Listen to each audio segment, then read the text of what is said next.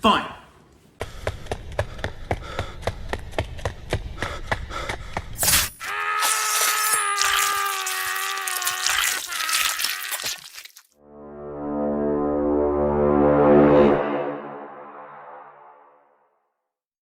Hello my fellow nightcrawlers, welcome to a brand new video. As usual, grab your blankets and grab your snacks and get comfortable because today we're not going into a case, but we're doing another Iceberg. And I'm actually really excited for this one. I developed this one myself and I'm really proud of it. This one is a Doomsday, end of the world type ordeal thing. I did have a bit of help and I guess inspiration when creating this Iceberg, so I'd like to thank these two lovely people on Reddit for kind of pointing me in the direction on what to pick. I kind of assorted them in my own way that I felt was a little bit easier to understand and a little bit easier to digest, so yeah, I think mine's super cool, but I especially think that theirs were really cool too. This one is going to be based a little bit more on obscurity rather than brutality, because I think the extinction and annihilation of the human race is pretty brutal, regardless of how you want to put it. So, but even with me saying that, I do know I'm going to get those 5 people in the comment section complaining about how, actually, Caden, this one should be a little bit higher. It's not lower or higher, Deborah. It's right where I want it to be. Okay? But enough talk, everyone. Let's hop into the Doomsday Iceberg.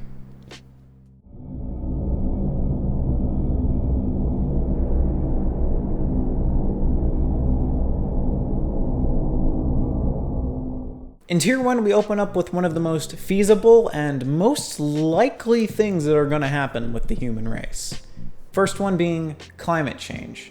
Climate change can get really deep really quickly, so I'm going to try to keep it as simple to process and understand as possible. If you don't at least know of climate change, literally how, but anyway, climate change can be basically split up into 2 categories. Human-made climate change, and then just natural standard weather changing climate change. Obviously, the climate can change to a point to where suddenly the Earth is boiling. But that's not the interesting thing, because it's most likely not just going to suddenly flip on a dime. The most interesting one to go over is human-made climate change. Human-made climate change essentially implies that humans are at fault for some of the ways in which the climate is basically getting messed up. As you can see here with a chart created by NASA, it says that for millennia, atmospheric carbon dioxide had never been above a certain threshold. Now, in the current 21st century, it has clearly gone well above the threshold. So why exactly do you have to worry about the carbon dioxide that gets into the air? I mean, it's kind of seems like it just disappears. Why should we worry? Well, the thing is that it doesn't just disappear. It gets caught in our atmosphere and stays there, therefore heating up the Earth. Global temperatures have risen exponentially over the past 40 years. As the Earth begins to heat up more and more, the oceans are going to begin to heat up as well. And the icebergs, funnily enough, that are in the ocean are going to start melting as well, therefore leading to a rise in sea levels, basically taking over places like, for example, in the United States, Florida, California. On top of all of this as well, weather is going to get more intense. You're going to notice that hurricanes are going to get stronger. You're going to see droughts be more extreme. The idea that we shouldn't take human climate change seriously is something that's objectively disprovable. We should absolutely be taking this seriously, because this whole idea that we're going to be safe forever isn't really the case. There is very strong evidence in support of the fact that we need to make some efforts to fix this now. The next piece that we have in the iceberg is World War III. While World War III hasn't happened, I hope, countries have giant arsenals of weapons. It's not too far out of the realm of possibility to say that a country couldn't blow up another country off the face of the planet, eradicating all of the people, life, and whatever that was on there. So if it did come down to the fact that some countries would need to defend themselves and use whatever artillery that they could, the idea of nuclear warfare isn't off the table. Some of the bombs that humans have created have just wiped simple things just off the map, basically incinerated them, made it to where these things just don't exist anymore. So while granted this one isn't necessarily something you can objectively look into and like research, the idea of a country blowing up another country to where they're not even on the map anymore, it's something that can totally happen. So nuclear warfare, end of the world, World War III stuff is absolutely 100% on the table. I just hope it doesn't happen. The next thing that we have in the iceberg is a supernova. Now, look, if you do basic research, you're going to understand that the idea of our sun being able to go into a supernova is little to none. Simply because of the fact that our sun doesn't have the mass to do so. Sadly, our giant ball of light in the sky isn't big enough to, well, eventually when it reaches its final days, to explode and go out with a bang.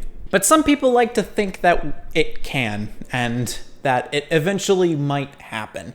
So the idea that our sun will supernova, while being scientifically unlikely, is going to be put on here regardless. So let's talk about it. In about 5.5 billion years, the sun will run out of hydrogen and begin expanding as it burns helium. It will swap from being a yellow giant to a red giant. In the time that it's expanding, it would go as far as the orbit of Mars, vaporizing Earth. Included in that vaporization, it will also vaporize the atoms that make up you. A lot of scientists unanimously agree that based on our understanding of supernovas, our sun is too tiny. Sorry, little pal. You can't go out with a bang and eradicate our solar system in the process. Sorry. So, will our sun go supernova? No. At least based on the current understanding of supernovas now, it's not going to. But is it interesting to at least think about that maybe our sun would go out with a bang and take us out with it? Sure. It's pretty cool. The next thing that we have on the iceberg are solar flares. This one kind of ties back into the supernova type deal, essentially more on the fact that it's most likely not going to happen, but if it did, here's what would happen. The Earth's atmosphere protects us from a lot of the things that are in space. For example, it prevents cosmic radiation from getting to us. So, solar flares. A solar flare is a sudden flash of increased brightness in the sun. This is usually observed near its surface and in close proximity to a sunspot group. In the observable cases of solar flares, there hasn't been a lot of evidence supporting the fact that if one were to suddenly flash at us that we'd die. Again, the Earth's atmosphere kind of protects us from a lot of the cosmic radiation that comes from the sun. So while this one is interesting to consider, the likelihood of us ever dying by solar flare is, as quote by NASA, physically impossible. The biggest solar flares that come from the sun don't really show any signs of destroying the Earth anytime soon. But if you put on your Vsauce cap, what if there was a solar flare big enough to kill us all? Well, the sun would have to emit a lot more than what it's been giving us so far, because the largest recorded solar flare was in 1972, and it apparently had no discernible effects on the human health and Earth itself. So could there be a solar flare giant and big and gargantuan and massive enough to wipe us out? Maybe, probably, at one point. But is it going to be produced from our sun? Most likely not. There's just been no real evidence supporting the idea that solar flares are going to take us out. But I mean, hey, it's something interesting to think about, saying, well, what would be enough to kill us? The next topic on the iceberg is disease. I left this one very, very vague for a reason, because it can go super far. There's many different branches in which disease can be classified as, so I kind of wanted to touch on the things that I thought were most interesting. A lot of the diseases that we see formed mainly come from animals in one way or another. If you play games like Plague Inc., you understand that it's very feasible and possible to wipe out the human race. Of course, it's just a game, but I mean, have you ever played the super hard mode? Because I have. And I've murdered all of humanity. So, I mean, the idea that disease couldn't wipe out people isn't something that's super far out of the realm of possibility. So while there are diseases that are a little bit more based on the idea that we kind of obtain them from animals, there's also diseases that can be used in biological warfare. Biological warfare is the use of biological toxins or infectious agents, such as bacteria, viruses, insects, and fungi, with the intent to kill, harm, or incapacitate humans, animals, or plants as an act of war. So basically, these are kind of just like human-created diseases that can just murder people. So it's not necessarily out of the realm of possibility to say that, hey, what if there was something that was created that could single-handedly wipe out all of humanity? Obviously, I hope that we never see that day, see that light, but the possibility of it happening is potentially there. And I think that's what's scary, the idea that it could happen at some point. The final thing that we have for tier 1 is overpopulation. To any of the parents that might be watching this right now, you can kind of attest to this. Humans require a lot. We really do. From the demands for our food, water, housing, energy, healthcare, whatever the case may be, we're needy. We require a lot. The main problem, though, is that there's only so much that we can provide. The demand for certain items might be really high, but the stock that we have in those things might not be all that prevalent. So, with a major increase in population, these resources begin to dwindle. Funnily enough, this kind of can tie into climate change in a way. With climate change, if major areas are beginning to drought and all of these farms are beginning to just dry up, our resources for food will begin to dwindle. And if we have a large amount of people wanting like corn or apples, carrots, whatever the case may be, we're not going to be able to provide that for those people. So while of course needs are met in one way or another, the idea of morality kind of begins to fall when you look at how far people will go just to make sure needs are met. Mass deforestation for resources and whatnot is very prevalent in all around the world, basically, not even just in a certain place, just all around the world. So while I don't think overpopulation will kill the Earth in a way that a supernova will, or a solar flare, like a major super solar flare might, the idea that we can run out and exhaust our resources to eventually slowly kill us all off is there. And I think that's what scares me the most about an excess amount of people.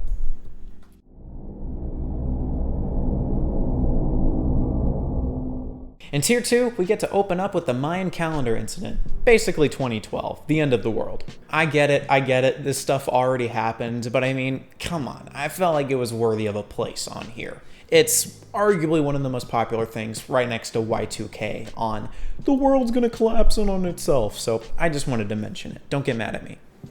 The funniest thing about this entire thing, though, is that the Maya calendar didn't even end on December 21st of 2012. It was just a misconception from the start, so that's pretty funny. Second of all, there weren't even any like Maya prophecies that were saying that the world was going to end. It was just human error. Literally nothing foretold of the world ending. People are just dumb. I want to take a segment from NASA's website explaining this a little bit better and basically, yeah, a little bit better, more than I could do, so let's read it. According to Maya theology, the world was created 5,125 years ago, on a date modern people would write August 11th, 3114 BC. At the time, the Maya calendar looked like this, 13.0.0.0.0. On December 21st of 2012, it is exactly the same, 13.0.0.0.0. In the language of Maya scholars, 13 baktuns, or 13 times 144,000 days, elapsed between the two dates. This was a significant interval in Maya theology, but, stresses Carlson, not a destructive one. None of the thousands of ruins, tablets, and standing stones that archaeologists have examined foretell an end of the world. So, to put it simply, all of this end of the world talk was based on just a misconception. I feel like I said it best earlier, people are dumb. The next thing that we have on the iceberg is Y2K. Caden, this already happened. I don't care, all right? I don't care. I wanted to do this. I really wanted to put Y2K on here. Let me be happy, just let me be happy, okay? Okay, anyway, what is Y2K? Y2K basically implies that on December 31st of 1999, when the clock struck 12 and it was going to roll over to January 1st of 2000, that anything that was based on electronics, basically computers and whatnot, wouldn't be able to read that it would go over to January 1st of 2000. Let's get a little bit deeper in this though. Why was 2000 such a big problem? Well, back when computers were just getting started, storage was really difficult. If you look back on how much 4 megabytes was in the 70s compared to 2020, you're gonna find it very clear that there's a major difference. To save room though, programmers wrote years in 2 digits rather than 4. 1978 would be 78, 1999 becomes 99. That meant that the year 2000 was an issue. 00 can be anything. January 1st of 2000 might appear like a jump backwards in time, or forwards. So how exactly were they going to fix this to ensure that it was going to go to 2000? Albeit there were a few minor things that did happen on Y2K when the date eventually did roll over. It wasn't as catastrophic as a lot of people were making it out to be. There are many people saying that this was the end of time, that all elevators and stuff like that utilize some sort of inner clock system are going to break down and freak out and don't be in one at a certain time. Like, literally anything and everything was a big concern with Y2K. As I said, Y2K wasn't as big of a deal as a lot of people were making it out to be. This was actually because of the fact that rather than storing dates as just 2 digits, they decided to move it to 4 digits. There's only a few cases in which Y2K really affected anyone, and even then, they're very minor. They're not big at all. As I said, they resolved the issue though. Rather than storing dates as 2 digits, they decided to just make them 4. The next topic that we have on the iceberg is heat death. This is the theory of the ultimate fate of the universe. Heat death suggests that the universe would evolve to a state of no thermodynamic free energy and would therefore be unable to sustain processes that increase entropy. The idea of the heat death of the universe stems from the second law of thermodynamics. This is one that states that entropy, when put in an isolated system, only grows and increases. If you don't know what entropy is, the best way that I can put it in order to make it simple to understand is how chaotic and crazy it can eventually get. Think about like molecules that are beside each other. When they're a solid, they're like really, really close to each other. When they're a liquid, they tend to be a little bit more far apart. When they're in a gaseous state, they're all over the place. So kind of think of it in that way, if you will. If we're going to go off the second law of thermodynamics to support this, this therefore implies that if the universe lasts for a sufficient amount of time, it will approach a state where the energy is evenly distributed. Therefore, according to the hypothesis, there is a tendency to have energy transformation of mechanical energy turn into thermal energy. So, going off of this, there exists the view that in time, the mechanical movement of the universe will run down, as work is converted to heat because of the second law. I'm not gonna lie, I've read over this like 15 different times, and it's still like blowing my mind on how to properly understand it. Like, I'm reading it right from the Wikipedia page, and I'm like, what big words? The next thing that we have on the iceberg is supervolcanic eruption. The idea that a supervolcano can kill us mainly stems from Yellowstone, and that if something happens there, therefore we all die. Now let's just say something like Yellowstone decided to just erupt and start like annihilating the things that are in its path. To put it simply, Yellowstone wouldn't kill the entirety of the human race. Would it look ugly? Yeah, it wouldn't leave a good impression on Earth. It wouldn't look nice. But is it going to wipe out the entirety of the human race? No. A lot of scientists say no. So don't worry. The idea of a supervolcano going to kill you is little to none. A lot of scientists tend to agree on the fact that if Yellowstone, the volcanic systems that are there, were to erupt and decide to just start spewing molten hot lava everywhere, it's not going to wipe out the human race. Don't worry about it. The next thing that we have in the iceberg are zombies. Now, look, I get it. The likelihood of zombies is very thin, but the idea and concept of zombies have been around for a very long time.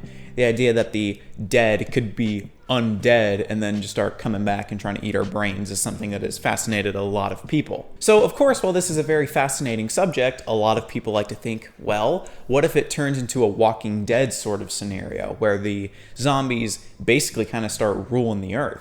and they kind of become king. They are the ones that sort of control the way that we live. Now, the origin in which zombies come about might be different from person to person. For some, like in The Walking Dead, when they asked the director, hey, what was the origin of the zombies? This director was just like, space spores. Yeah. For some others, it's a lab experiment gone wrong, and then they ate their partner, and then it slowly started multiplying, and then there were millions of zombies suddenly. And of course, for other people, it's just a simple, hey, we're gonna just dash some poison on you and then suddenly zombified. But with all the technicality aside in terms of how the zombies are like formed and created, the idea that zombies could take over the earth and kind of kill everyone has been a point of interest for, at least in my opinion, as long as I can remember. I remember being fascinated with zombies and thinking, dude, that'd be so cool if that were to happen. So while obviously zombies don't necessarily have a super scientific backing on how they could come about and potentially come out of the woods and sort of kill us all, the idea is interesting to think about. The next thing that we have in the iceberg are aliens.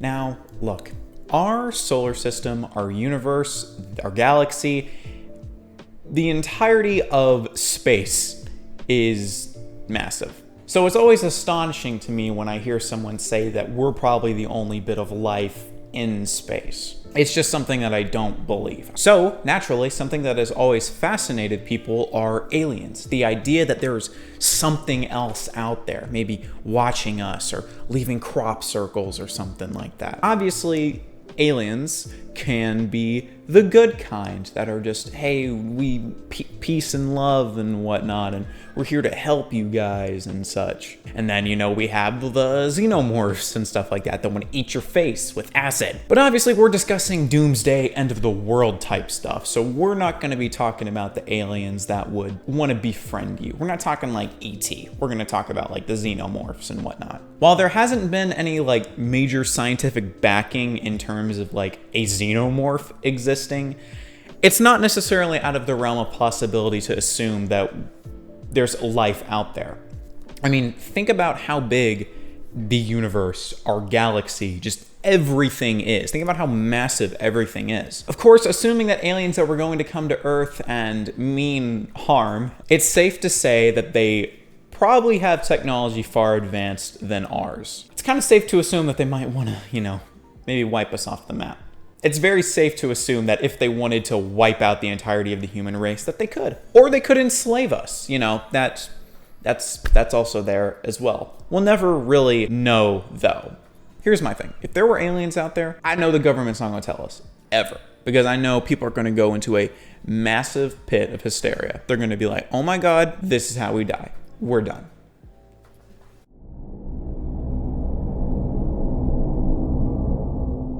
In Tier 3, we start off with solar engulfing. This is one that kind of stems a little bit from the idea of a supernova, the life and death of a star.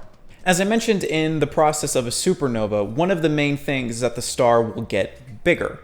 So the main idea of solar engulfing is that our sun, when the time is there, will eventually start reaching a point to where it's growing so massively that it'll kind of take us in and kill us. The reason that the sun gets larger is because it's mostly composed of hydrogen. The sun has layers very similarly to the way the Earth does.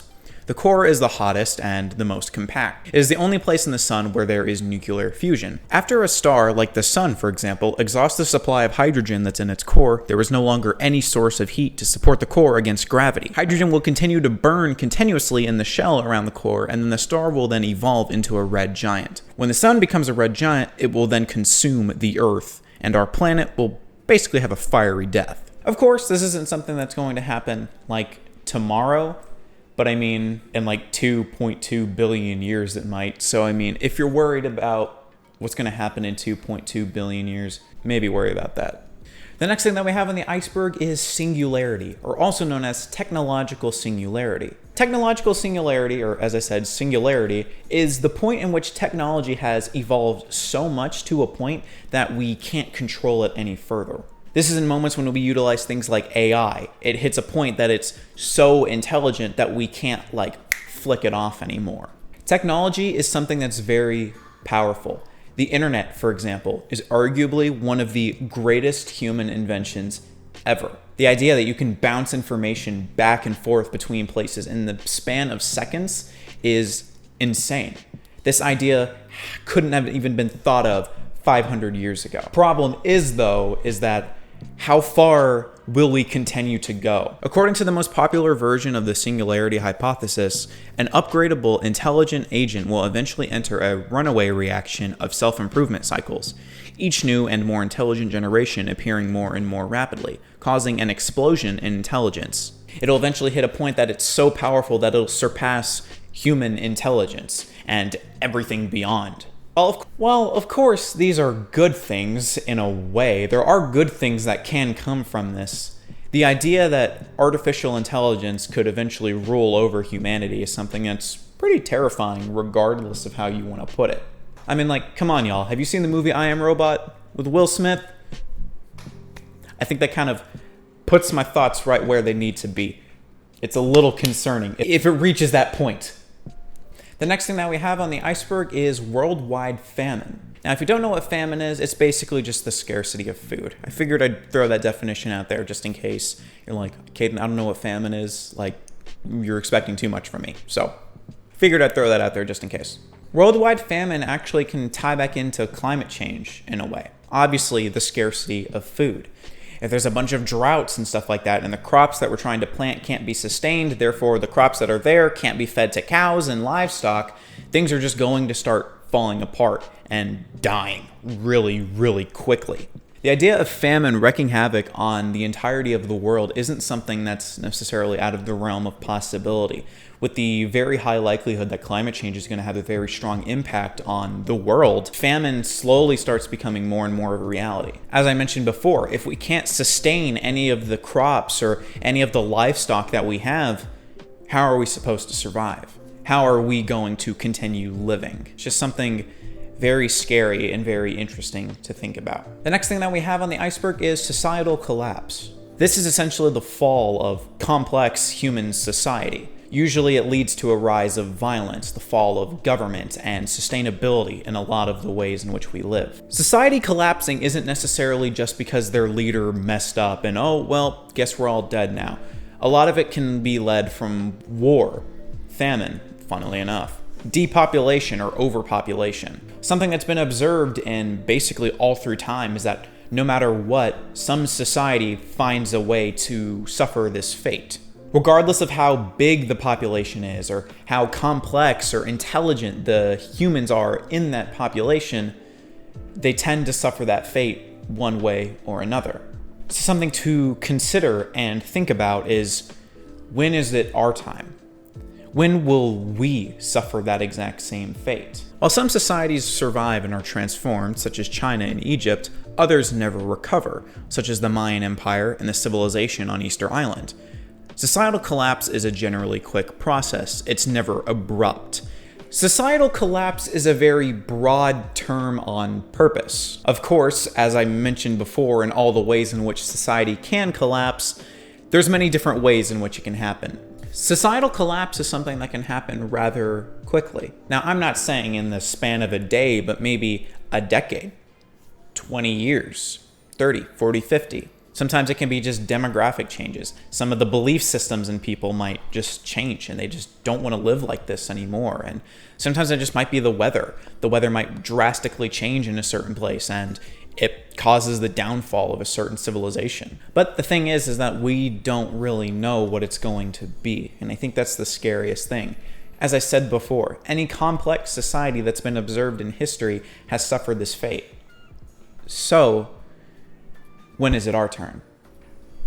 The next thing that we have on the iceberg is black holes. Now let's start off with a quick definition so that way we're all on the same page. A black hole is basically a segment in space that has such a strong gravitational pull that nothing can really escape it. No light, no radiation, nothing. Once you get in it, you're basically stuck forever and die. So that's cool. Now that we got a basic definition out of the way, let's start discussing the likelihood of Earth succumbing to a black hole. Well, as of 2021, there is a black hole that is 1,500 light years away from Earth.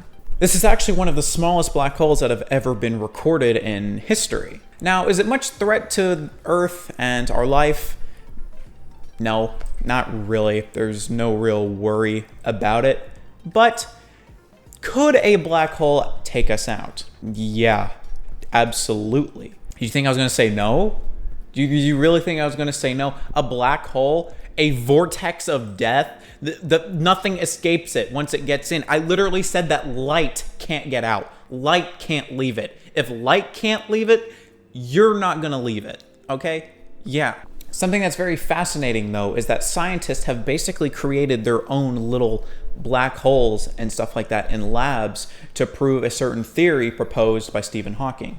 The concept is known as Hawking's radiation, so if that does interest you and scientists building their own little black holes and stuff like that on Earth, definitely check it out, look into it, it's very fascinating. It's actually, this stuff like started happening recently, like 2021 type stuff. If that interests you, definitely look into it, but like I don't want to take an additional 10-minute detour explaining this entire thing, but it is pretty interesting if you do want to look into it. The next thing that we have on the iceberg are gamma ray bursts.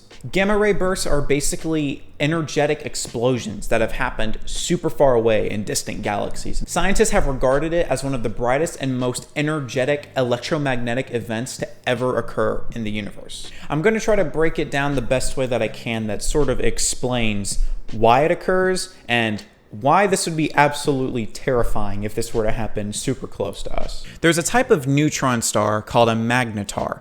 This is one that has an extremely powerful magnetic field. Magnetars can usually get very unstable, which is the case for most neutron stars. Magnetars can generate what is called a starquake. Since the star is incredibly dense, the surface will move violently towards the core of the star, leading to a gamma ray burst. One of the most recent examples of a gamma ray burst is that in 2004, on December 27th, a magnetar by the name of SGR 1806-20 had a gamma ray burst 50,000 light years away. It is at the center of the Milky Way. Despite how far this was, it still affected our atmosphere's highest layers. 50,000 light years away, and it still found a way to affect our atmospheric layer. Now imagine that, but like closer. Yeah, we would... Done. No way.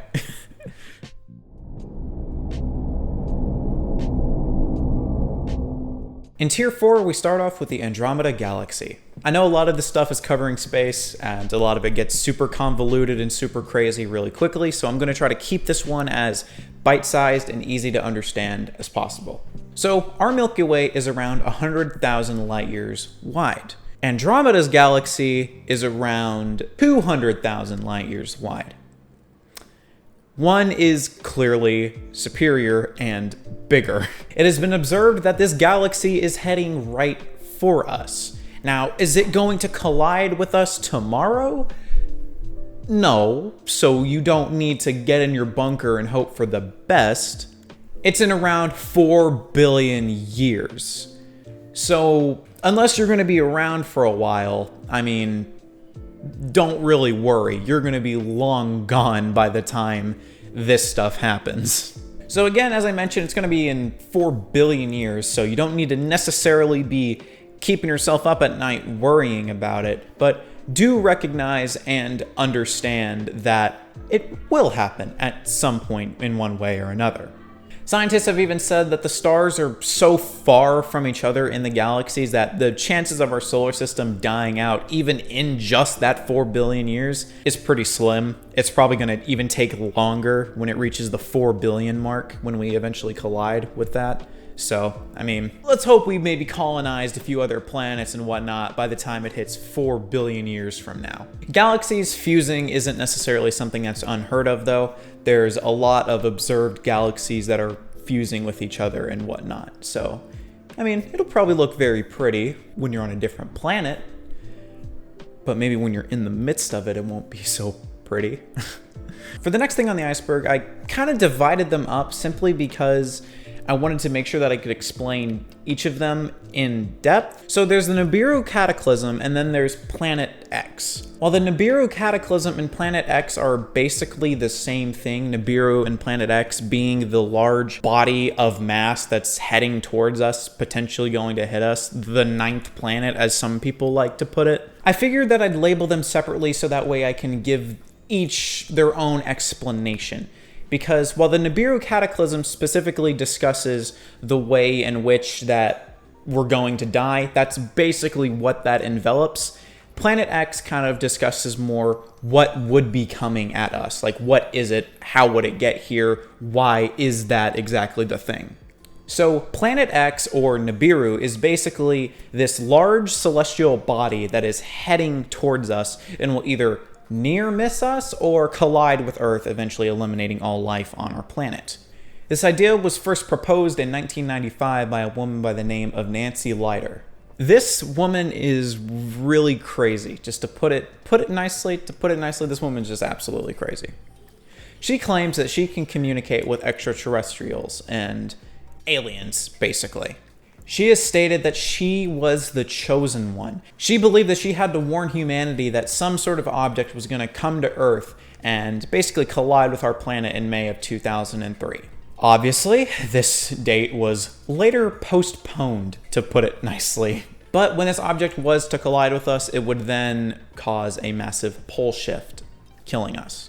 So Nibiru, or Planet X, basically was going to find its way to Earth, one way or another. So 2003 didn't happen. Guess what the next date was? You guessed it, 2012. 2012 became the sort of headline date. Obviously, people started pointing at the Mayan calendar saying, well, it's ending, therefore, death. Yeah. But a lot of it was tied into this idea that Planet X, or Nibiru, was going to come to Earth and just murder everyone. It was just gonna collide and we're all gonna die. Obviously, that didn't happen. We're still here. So, better luck next time, I guess. Many prominent scientific figures have denied this and said it's just blatant baloney. It's just pseudoscience. That's the nicest way to put it. It's just not real. This one is just wild. It's just blatant, and it's just blatantly wrong. It's the best way to put it. So the idea that Planet X, or Nibiru, whatever you want to call this planet, is going to hurtle towards Earth and kill us. Well, they missed their mark in 2003 and they missed it in 2012. So what's the next date, y'all? When's it going to happen? Answer is it's probably not going to happen. The next part on the iceberg is cataclysmic pole shifts. The cataclysmic pole hypothesis suggests that there have been geologically rapid shifts in the relative positions of the modern-day geographic locations of the poles and the axis of rotation of the Earth, therefore creating natural disasters such as floods or tectonic plate shifts, earthquakes.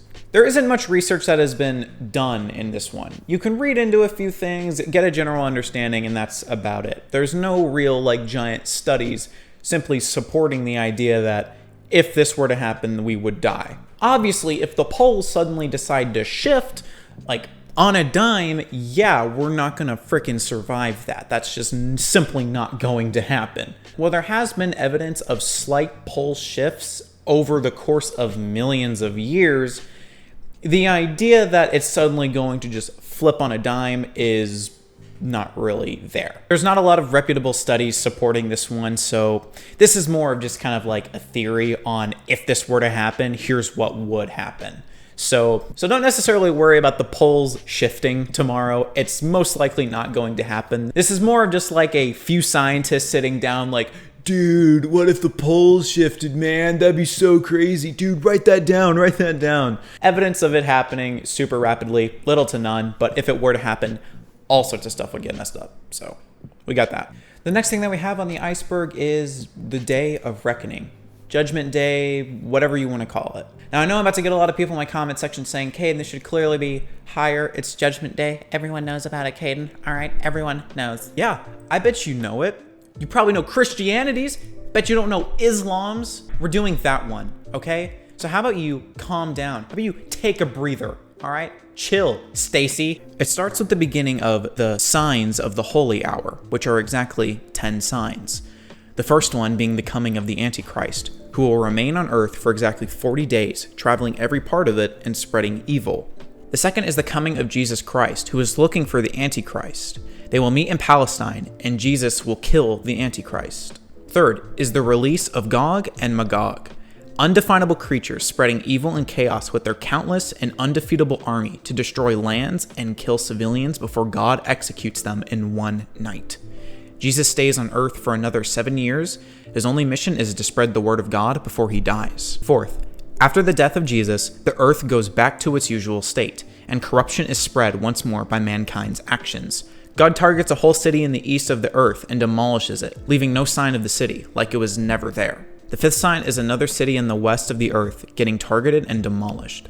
The sixth sign is another city in the Middle East getting demolished and wiped out. Seventh is the entire Earth gets covered with a layer of fog and smoke. This smoke affects all humans. The believers, Muslims in this context, will only get the sniffles as a reaction to the smoke. Non-believers will get extremely ill. The smoke is a warning sign to the 3 upcoming and last remaining signs of the last hour. Eighth, the sun rises from the west instead of the east for 3 days straight. Once the sun rises from the west, no deeds, good or bad, will be written or accepted. No one can ask for forgiveness anymore. Now is the end of times. Ninth, a walking creature appears out of nowhere. It is not a human nor an animal. No records of its description can be found. Its purpose is to travel the world and brand every individual, naming them as a believer or an infidel. The creature dies after branding the last human being and completing its mission. 10th, and final sign. Inferno starts engulfing the earth, swallowing everything in its way until it finally surrounds mankind in the land of Sham, which are Syria, Jordan, Palestine, and Lebanon. A scent of perfume starts emerging. It is said to peacefully put down believers so they don't die painfully, leaving infidels to face a seemingly terrible fate. This day only happens on Friday, when God sends an angel to blow into his trumpet 2 times. The first blow is to kill all living beings that remain alive, leaving no human, no species, not even an angel behind. Earthquakes and volcano explosions, the sky, and even stars and meteoroids fall and destroy the earth. The second blow is the resurrection of all the dead to face their eternal fate. Mankind will wait 40, time is not specified, it could be 40 seconds, minutes, days, years, or decades. God left this information vague on purpose. At this time, judgment begins. As dark and brutal as that is, it's fascinating. It blew my mind when I was looking into it. The final thing that we have on tier 4 of the iceberg is gray goo. Gray goo. What on earth could this be? It's really cool. It's awful. We all die and stuff like that, but it's pretty cool. It's pretty cool. So let's talk about it. Gray goo is a hypothetical catastrophic global event, which basically nanotechnology will start replicating itself at such a rate that it will then consume all of the biomass that's on Earth. Gray goo is sort of a sci-fi horror kind of concept. The idea that we're most likely going to be creating something like this is little to none, simply because we could understand how quickly it could go bad. So the likelihood of this happening, little to none, but it's still pretty interesting to look into and think about. It's still something interesting to at least think about. The idea that these little micro nanobots and stuff like that could potentially just consume all of life on Earth by the idea that they wanted to self-replicate. Again, this is more science fiction. Don't worry, it's not like this is going to happen tomorrow, so just be aware of that. Cool.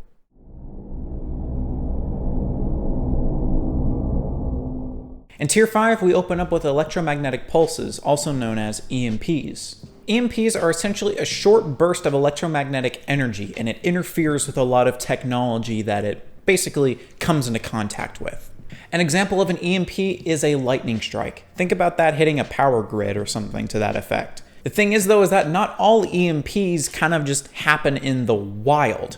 There are human-made EMPs that can do a lot of damage. According to research from the US Department of Homeland Security, they have said that EMPs can do a lot of infrastructural damage to the United States. And it just makes sense as well. Think about how much is on electronics nowadays. It's not like an EMP is like a light switch where you just flick it off for a bit and just wait a second and then it turns back on. Super powerful EMPs can do a lot of infrastructural damage, such as taking down entire power grids, which could leave cities without lights for God knows how long. To put it simply though, EMPs can leave a lot of lasting damage to anything that it comes into contact with. While a lot of hospitals and stuff like that have backup generators and whatnot, think about if a super powerful EMP managed to hit a medical care facility. Yeah, think about all the people that utilize technology to stay alive. It would kill hundreds of people. And if it's in a big enough radius, thousands probably. Don't think that an EMP is going to kill you directly though. An EMP isn't necessarily going to harm a human. It's more of the idea that it's going to take out a bunch of technological things that we have to then lead to your utter demise. So anything medical related, transportation, banking, food and water systems, whatever the case may be, if it runs on something electrical, you're kind of boned. To put it simply, you're kind of boned. So if there was an EMP powerful enough to take out all the major power grids and leaving us in total darkness, it's safe to say that a good chunk of people will lose their lives if something like that were to happen. The next thing that we have on the iceberg is the magnetic field shift. The simplest way that I can put this is that there's a magnetic north and a magnetic south on the Earth. Now, just flip them. Yeah. Okay, well, that doesn't sound that bad, Caden. It's just doing a little whoop, just doing a little flip. Not that bad. It actually is pretty bad.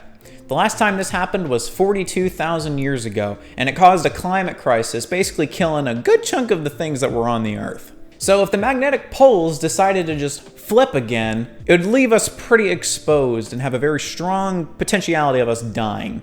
There's been 183 reversals documented over the last 83 million years. It happens on an average of every 450,000 years. Is it going to be happening in our lifetime? No. We've still got a good chunk of time to go. But it still does happen, and it can happen. There's been a lot of debate on how long that the reversals tend to last. Like, how long does it take for the magnetic poles to eventually fully flip? There's some reported cases saying that it's only lasted 200 years. There's some that have said it's been 22,000 years.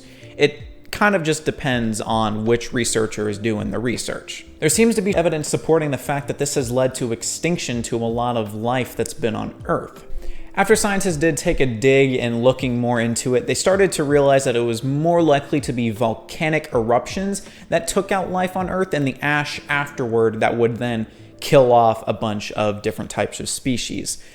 The thing is, though, is that this hypothesis and theory isn't necessarily off the table. It's still being considered and looked at. Some scientists say that there is still a magnetic field when it flips, and then others say that there's just not one at all, leading to a lot of the radiation and stuff like that to easily get to us. The next thing that we have on the iceberg is mutually assured destruction. This is a military doctrine that basically implies that, hey, if you guys have nuclear weapons and we have nuclear weapons and we decide to start launching stuff at each other, just understand that we are going to launch our entire arsenal of weapons at you. So if you're going to try to destroy us, we are surely going to destroy you too. It would basically ensure the complete annihilation of both sides. Mutually assured destruction, or also known as MAD, was really popular during the Cold War era. During the Cold War, when it became very clear that the Soviets had weapons and the United States had weapons, it was basically this constant battle of, hey, if you do something, we'll happily do something back. So, waiting on you, sweetheart. Obviously, this idea is terrifying. It absolutely is. The only reason that this concept really became popular, at least in the Cold War, was because United States officials recognized that there's no real way to counter the weapons that the Soviets are stocking. So it seemed safer and smarter to kind of just double down on what they had. Okay, if you're going to do something to us, we will happily fire back and do something to you. Obviously, nuclear use would be catastrophic. It would eliminate all of the life that's in those areas. So The idea of mutually assured destruction is one that's pretty terrifying. While the idea of MAD won't necessarily kill off the entirety of the human race, the fact that it can do as much damage as it's basically already implying in the name, that's still pretty dang terrifying. And that's kind of why the Cold War was so scary for anyone that was on any side. The scariest parts about it is the fact that it's basically countries agreeing to themselves that, hey, we're going to wipe out your civilians and your innocent people that had nothing to do with this if you're going to attempt to wipe out ours. So it's kind of in the eyes of the person that's directing all of the action to make that decision. And I don't know, there's a few people out there in the world that I know would probably just be like, yeah, man, just press that button, fire it at them, who cares? The next thing that we have on the iceberg is MPI, also known as mass psychogenic illness. The best way to classify this one is mass hysteria. So if you start seeing a bunch of other people freaking out, 9 times out of 10, you're gonna start freaking out too. So it's the idea that we're spreading something to each other. MPI isn't necessarily a certain disease that you can treat. It's not like a headache where you just grab some Tylenol or ibuprofen and then just take a nap and you're fine. And in all honesty, mass hysteria or MPI is something that's generally still to this day not understood. There's no real organic basis for it all. It's not like it's a sickness that can just be sort of cured. It's kind of something that just begins to affect you and then affecting the people around you. An example of MPI is one of the dancing plagues that affected the Middle Ages. It's one of those things where suddenly just one person started busting a move and then suddenly just a bunch of people were busting moves and they couldn't stop busting moves until people were like blacking out. I don't know how that stuff happens. But this type of mania affected hundreds and thousands of people. It's not like it was something that you could just be like, hey, Brian, let's stop. Oh, okay. No, these people would like dance until they couldn't do it anymore. They would hit the ground exhausted. It's just weird. It's just really weird because it's not like it's not like a headache where you just take a Tylenol and you're fine. It's just something that affects you and you just can't stop. You just feel a compulsion to not stop. So this idea of MPI is something that can be utilized to potentially kill a bunch of people. If you get hundreds and thousands of people to get into this massive panic, think about how quickly that's going to spread. It's just really interesting. This one is really worth looking into if you have a moment of time to watch a few videos on it. Like the deep dives and how far this can go is just fascinating. Definitely look into it if you can. The next thing that we have on the iceberg is global dimming. Global dimming is a phenomenon where basically the man-made pollution that gets in the air prevents some of the sunlight from reaching the earth. There's a few places around the world where the sunlight that hits the earth is reduced by like 20% because of the pollutants that are in the air. The light just can't get through some of the smog. Global dimming has actually been attributed to the 1984 Ethiopian famine. The reason it's tied into global dimming is because of the fact that the reduced heating of the water led to them not having a wet season. Therefore, their crops weren't able to grow. The reason that global dimming is very scary is because if we keep letting pollutants just get in the air and we don't really do anything about it, the light that's going to be reaching our Earth is going to be dropped significantly. So crops aren't going to be grown properly. And just like it happened in Ethiopia, sometimes the waters might not produce wetlands. So crops in certain areas won't grow in other places, leading to them dying off. So global dimming is just really scary. And funnily enough, kind of ties into climate change in a way. The next thing that we're going to go into is a false vacuum decay.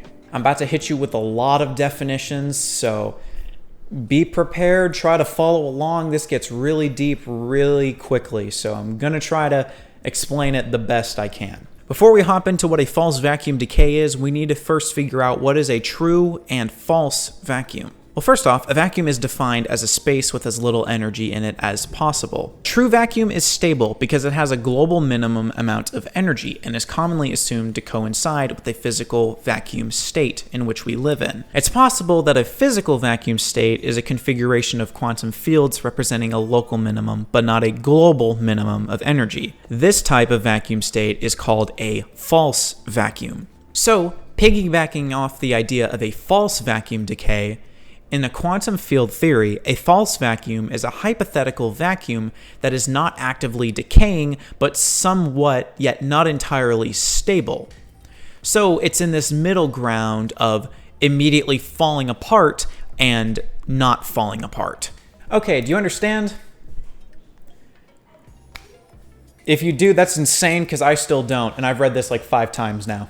Surprisingly enough, understanding quantum physics isn't in my arsenal, so I'm trying really hard to understand this and wrap my head around it. But to put this as simply as possible, the idea that space is a false vacuum waiting for that one thing to trigger it and then turn it into a true vacuum and eliminating all of the things that are in it is not necessarily supported by science. There's not a lot of evidence. And by not a lot, I mean there is none at all. There has been no evidence supporting the idea that space is a false vacuum. But on this note, there's no real proof saying that we live in a false or a true vacuum. Bottom line from this thing is that we really don't know. False vacuums are very fascinating, and there's a lot of better videos online that can explain a false vacuum a little bit more clearly and answer further questions that you might have on it. But look, I'm an 18-year-old. I don't understand quantum physics, okay? So don't start commenting saying, Caden, you clearly don't know what you're talking about. Yeah, I don't. I'm aware of that. I don't. I'm trying really hard to make this, I'm trying really hard to make myself understand this, okay? And I still don't get it. So go watch something else. I mean, I might have gotten an A in physics class in my junior year of high school, but that doesn't mean that I'm equipped to understand quantum physics.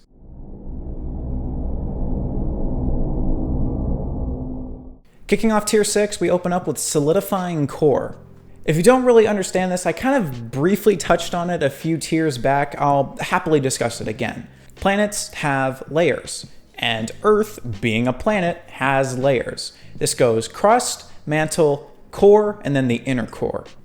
Now, when we start thinking about how catastrophic it is if our core decides to suddenly uncorify itself, let's get into it.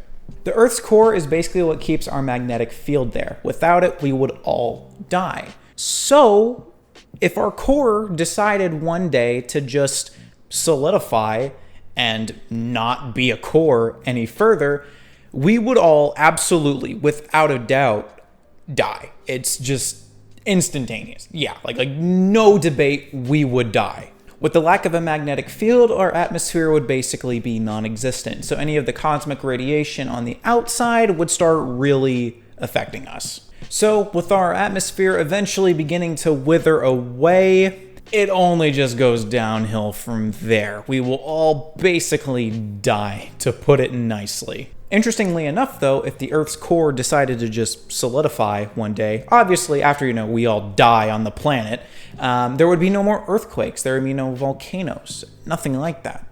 Simply because of the fact that there would be no movement of the tectonic plates. This is kind of theorized on what happened to Mars, because Mars used to be a lot hotter, and there seems to be no movement of tectonic plates on Mars. So, that's what scientists kind of theorized. Super interesting.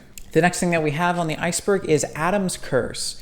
This one gets super wordy and super jumbled very easily, so I'm going to try to, again, as I usually do, put it in the most bite-sized way possible. Adam's curse stems from a book written by an Oxford genetics professor. It was published in 2003 called Adam's Curse, A Future Without Men. In the continual atrophy of the Y chromosome, within 5,000 generations, which is approximately 125,000 years, men shall become extinct. Psychs began to theorize that one of the options for humanity's survival is unisex reproduction by females. This concept then leads into the idea of the extinction of the Y chromosome. The thing is, though, is that even if the Y chromosome does become extinct, that doesn't necessarily mean the demise of the human race. Research has been done on this, and it's actually been concluded that there's 2 species of rat that have their Y chromosome completely etched out of the book. However, in one of these species, the SRY protein, the sex-determining region protein, basically just converted to an X chromosome. So while the Y chromosome might get extinct, the idea that humanity is going to die out from this doesn't seem to really show. It seems like our body adapts to this and then makes it an X chromosome. Over 166 million years ago, scientists have theorized that there are 1,669 genes in the Y chromosome. Something that's noticed, though, is that the genes have gone down every few million years. The Y chromosome now contains about 55 genes, so it seems very strong in the case that there's only a few more million years until it eventually will amount to nothing. So it's estimated that we've only got around 5.5 million years until the Y chromosome is basically just gone. This one's rather interesting. I highly encourage looking into it. It's really cool. Really, really cool. The next thing that we have on the iceberg is a cobalt bomb. A cobalt bomb is essentially a salted bomb. And if you don't know what a salted bomb is, it's basically one of those types of bombs that are meant to ensure that all types of radiation are exploded everywhere. It's basically meant to ensure that wherever the blast radius is, it gets covered and coated in radioactive waste. While this type of bomb has never been built, it has been theorized and conceptualized before.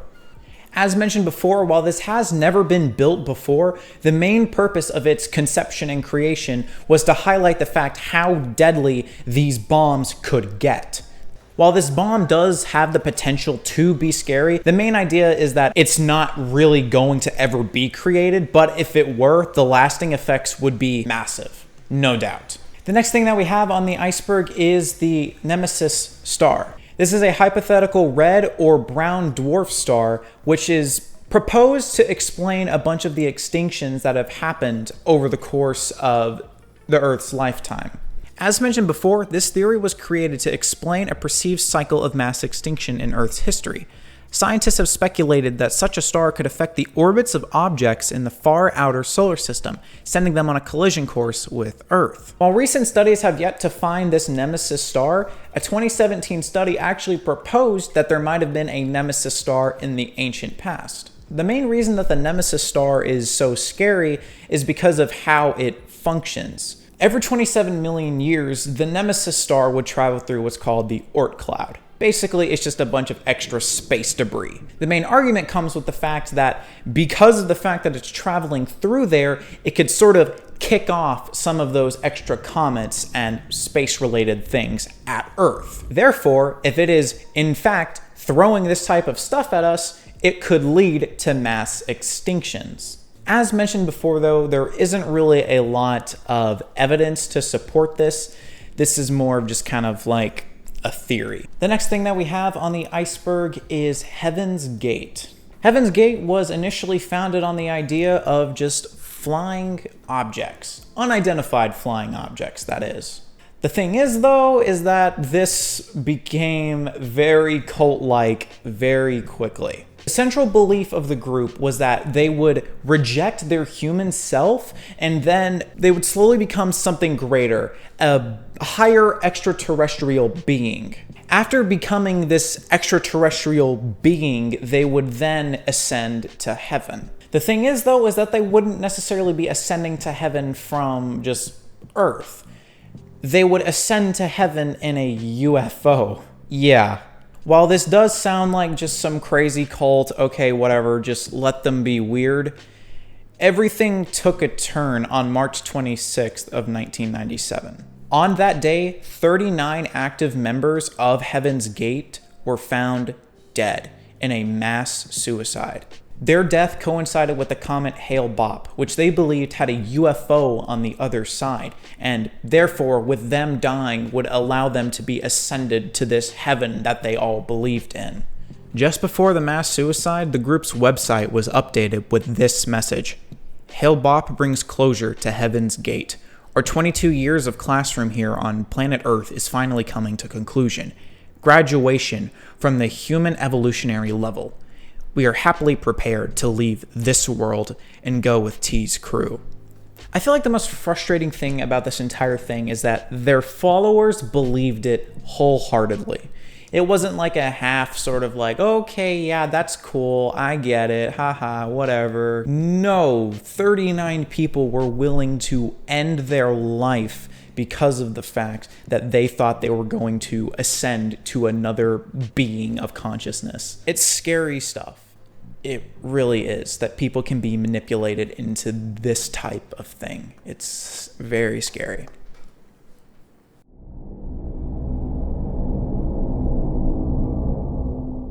We open up Tier 7, the final tier of the iceberg, with a thing called the Big Crumble.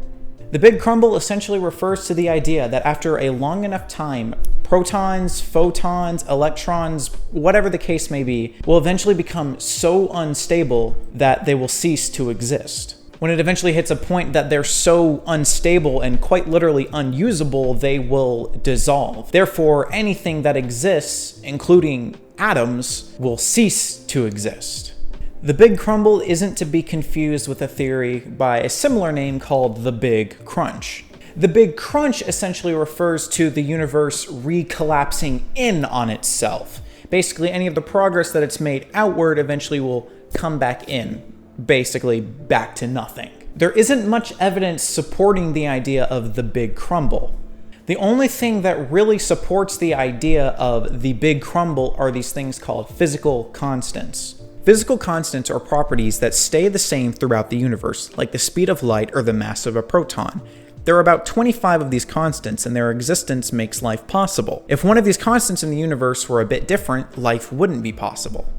The likelihood of the Big Crumble happening is very slim, though. Basically, put 100 to the 100th power, and that's your chance of it happening in the near future.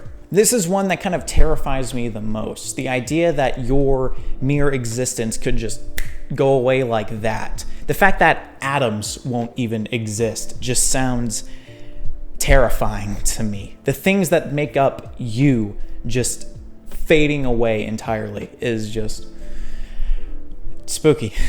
I don't like it. The last and final thing that we have on the iceberg is total existence failure. This is one that similarly ties into the Big Crumble in a way.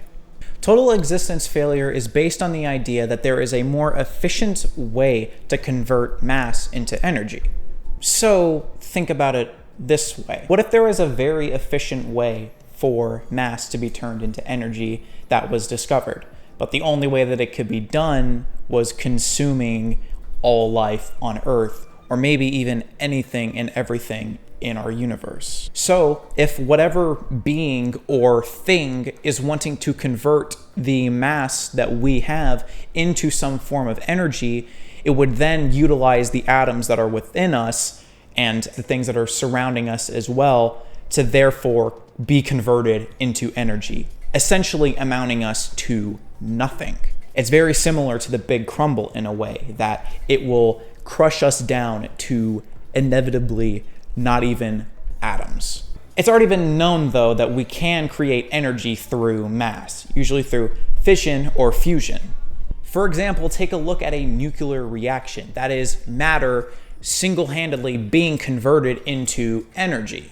Total existence failure hasn't necessarily been researched too much. So there's not a lot of information proving all of us suddenly just breaking down to be converted to some form of energy. Total existence failure is observed in books like A Hitchhiker's Guide to the Galaxy, where, for example, a spaceship that appeared decides to just not appear there anymore, essentially turning itself into some form of energy. The idea of our solar system, galaxy, or universe just collapsing in on itself to then be some form of energy is a terrifying thought. This now brings us to the end of the Doomsday Iceberg.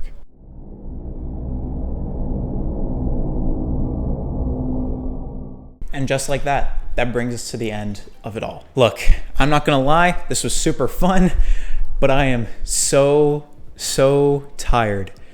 I'm very tired. This was a blast, though. I had a lot of fun researching every single thing on here, and being able to share it with all of you is something that I'm very grateful for.